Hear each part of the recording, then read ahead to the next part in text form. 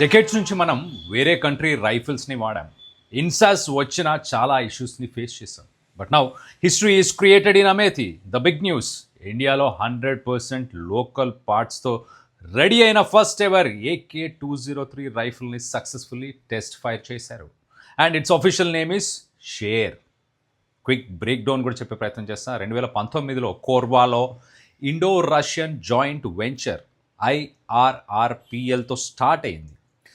అది స్టార్టింగ్లో parts import చేసుకున్నాము. స్లోగా 2025 మిడ్కి 50%, అక్టోబర్కి 70% లోకల్గా మ్యానుఫ్యాక్చర్ చేసి వాటిని ప్రొడక్షన్ చేసే స్థాయికి రీచ్ అయ్యాము.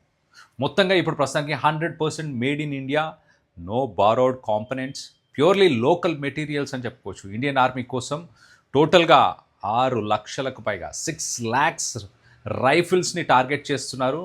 ప్రతి 100 సెకండ్లకి ఒక రైఫిల్ని రెడీ చేస్తాము అంటూ ఇప్పుడు ఫ్యాక్టరీ అనౌన్స్ చేస్తుంది. జస్ట్ అసెంబుల్ చేయడం కాదు, ప్యూర్ ఇండియన్ బీస్ట్గా మార్చాము. నెక్స్ట్ స్టెప్ అమేథీ నుంచి వరల్డ్ మొత్తానికి ఈ AK రైఫిల్స్ని ఎక్స్పోర్ట్ చేయడమే. Subscribe and follow for more real news real fast.